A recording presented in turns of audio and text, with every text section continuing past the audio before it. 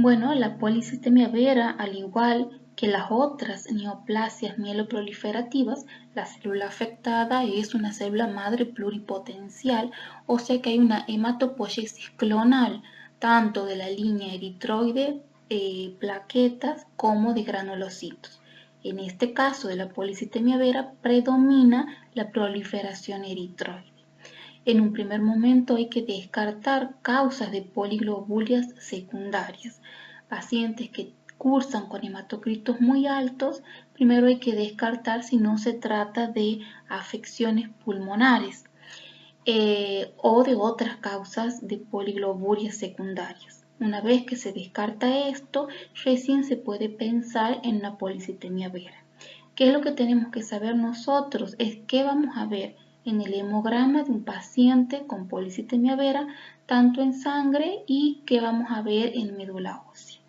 En sangre periférica, nosotros vamos a ver un hemograma donde hay leucocitosis y hay trombocitosis, no tan marcada la leucocitosis como en la LMC y la trombocitosis no tan marcada como en la trombocitemia esencial.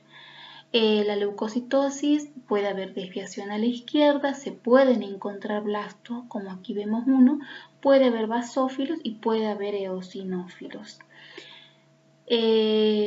Con respecto a aquí les he puesto esta foto porque es tan alto los hematocritos de estos pacientes que cuando uno quiere hacer el frotis cuesta un montón y quedan frotis cortos y bien gruesos y densos.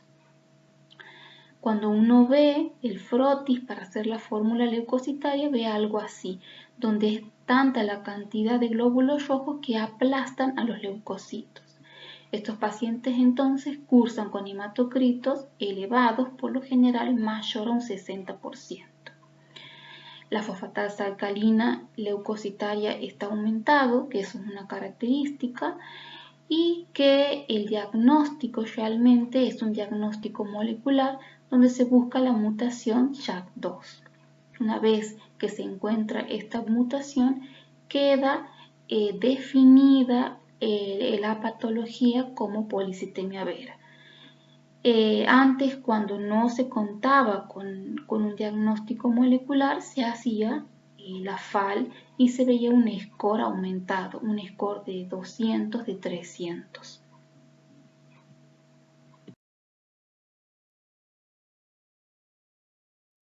La trombocitemia esencial son pacientes que cursan con aumento de plaquetas más de 600 por 10 a la 9 por litro de manera persistente. En un primer momento hay que descartar causas de trombocitosis reactivas, por ejemplo, la anemia ferropénica, anemias hemolíticas, hemorragias agudas llevan a una trombocitosis reactiva. También la esplenectomía, que es la ausencia del vaso, la extirpación del vaso, cursa también con aumentos de plaquetas en sangre. Una vez que se descarta que la trombocitosis no son reactivas, se va a pensar en una trombocitemia esencial. En este caso, cuando vemos un frotis de estos pacientes, hay una alteración en el volumen de las plaquetas, vemos plaquetas grandes, medianas, más pequeñas, y también está alterada su granularidad. Hay una hipogranularidad en las plaquetas y también puede haber vacuolas. Puede haber leucocitosis y por lo general estos pacientes cursan con anemia moderada. La clínica de estos pacientes puede ser tanto trombosis o hemorragias.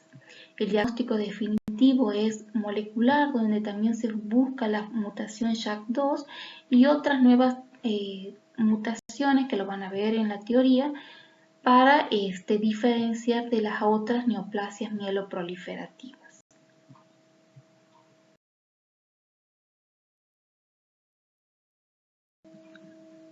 En la mielofibrosis primaria vemos una intensa fibrosis en médula ósea y en sangre periférica se caracteriza la presencia de una reacción leucoeritroblástica, o sea, la presencia de eritroblastos en sangre y la presencia de elementos de la línea neutrófila inmadura, como es en este caso que vemos aquí un mielocito. La anisopoiquilocitosis es muy marcada y es característica la presencia de los glóbulos rojos en lágrima, o sea, los dacriocitos.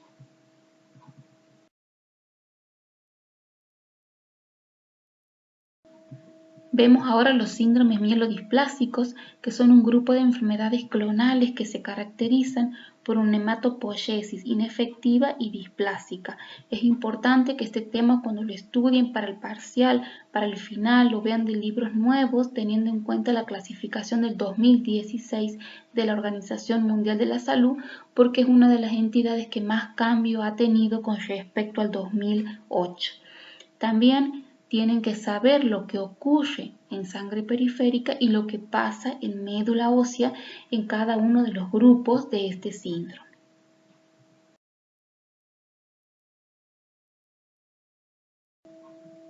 Estos síndromes se caracterizan por citopenias y por displasia en una línea celular, en dos o en las tres líneas celulares.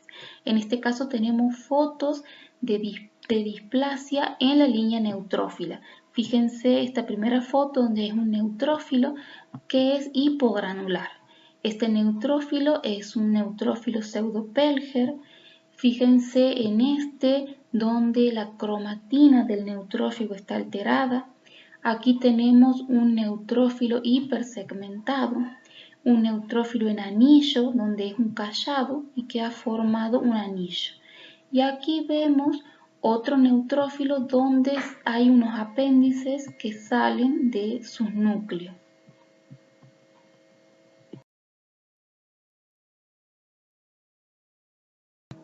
Y la displasia en la serie eritroide la vamos a encontrar en los libros como diseritropoiesis. Tenemos que ver qué es lo que pasa en sangre periférica y en médula ósea. En sangre periférica, en las mielodisplasias se caracteriza por una anemia que es por lo general macrocítica con marcada anisocitosis y poiquilocitosis. Aquí vemos la presencia de ovalocitos, de dacriocitos, de Target cell, eritroblastos, la presencia de cuerpos de Howell-Joly. Y en médula ósea vamos a ver cambios megaloblásticos en los eritroblastos. Aquí tenemos un eritroblasto policromatófilo totalmente displásico. En este caso nos ayuda mucho la reacción de Pearce, donde vamos a ver la presencia de los sideroblastos en anillo.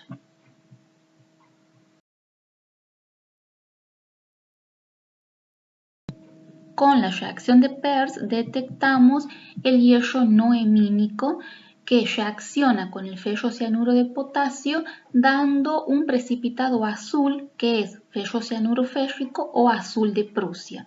Normalmente los eritroblastos de médula ósea tienen uno o dos gránulos positivos para la reacción de Pearce.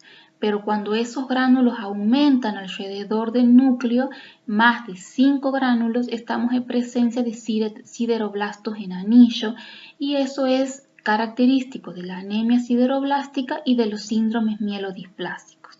También esta reacción se la usa para ver la presencia de macrófagos en médula ósea cuando están cargados de este hierro no hemínico y vemos la reacción de Pearce positiva de esta manera como se ve aquí en este macrófago. Es característico de las anemias de los trastornos crónicos donde el hierro está encapsulado en este macrófago y no está disponible.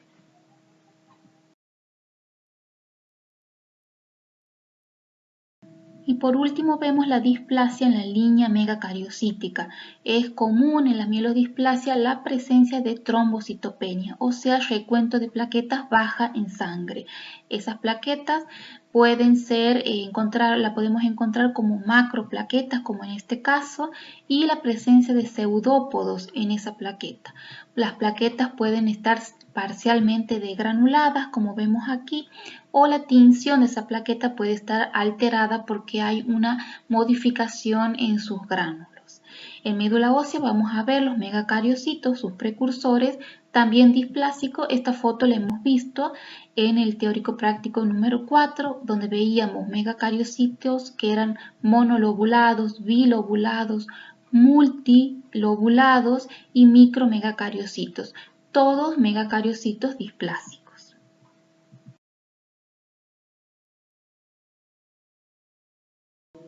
Comenzamos con las neoplasias linfoides maduras. Esto antes se llamaba los síndromes linfoproliferativos crónicos tanto B como T.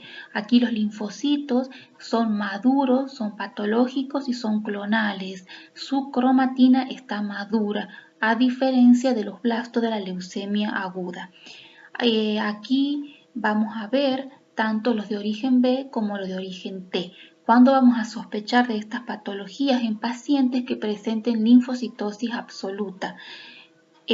Obviamente pacientes adultos, porque es una patología de adultos. Si yo tengo niños que presenten linfocitosis absoluta, lo más común es que el paciente, estos niños, tengan una infección viral. Entonces se sospecha en adultos. Vamos a ver los de origen B como los de origen T.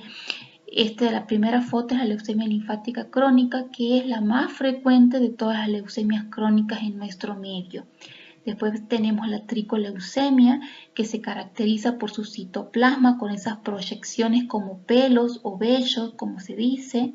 Y aquí abajo tenemos dos ejemplos de tipo T, que es la leucemia T del adulto, donde su núcleo es muy típico, que parece como una flor.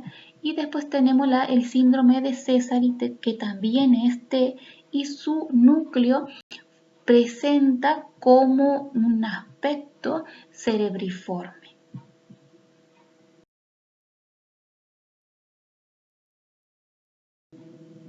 La reacción citoquímica de la fosfatasa ácida leucocitaria se ha usado durante mucho tiempo para diferenciar estas neoplasias tanto B como T. Hoy en día esto ha quedado desplazado por el inmunofenotipo que se determina por citometría de flujo. El fundamento de esta reacción es igual a la fosfatasa alcalina, donde el sustrato es el alfa-nastilfosfato ácido de sodio.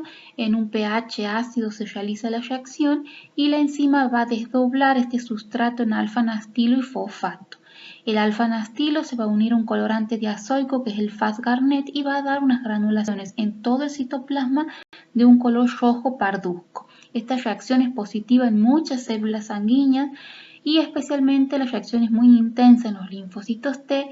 En cambio, en los linfocitos B la reacción es negativa o es muy débil. Y esa, digamos, es la utilidad de esta reacción.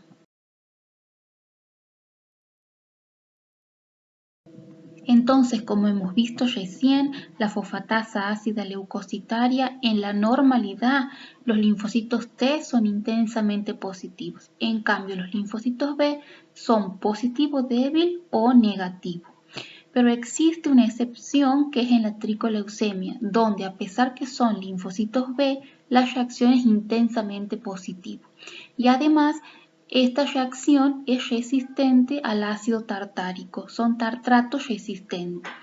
Y solo pasa en esta patología, en la tricoleucemia. Por eso es la gran utilidad de esta reacción en esta patología.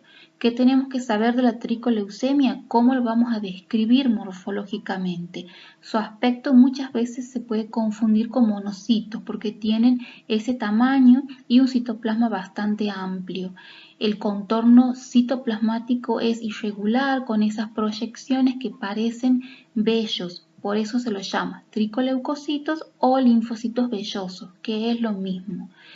La médula ósea es fibrótica, era uno de los motivos en los cuales encontrábamos médula ósea fibrótica cuando habíamos visto el teórico práctico número 4. Y tenemos los marcadores que por citometría de flujo me hacen el diagnóstico de esta patología. Como son linfocitos B, el CD19 y el CD20 son positivos. Y aparte hay 3 marcadores que son específicos si dan positivos y me dice con seguridad que se trata de esta patología, que es el CD103, el 11C y el 305, que se lo llama la IR. Si son positivos estos 3, se confirma que se trata de una tricoleucemia. Aquí vemos la reacción de la fosfatasa ácida positiva en los tricoleucocitos y que es resistente al ácido tartárico.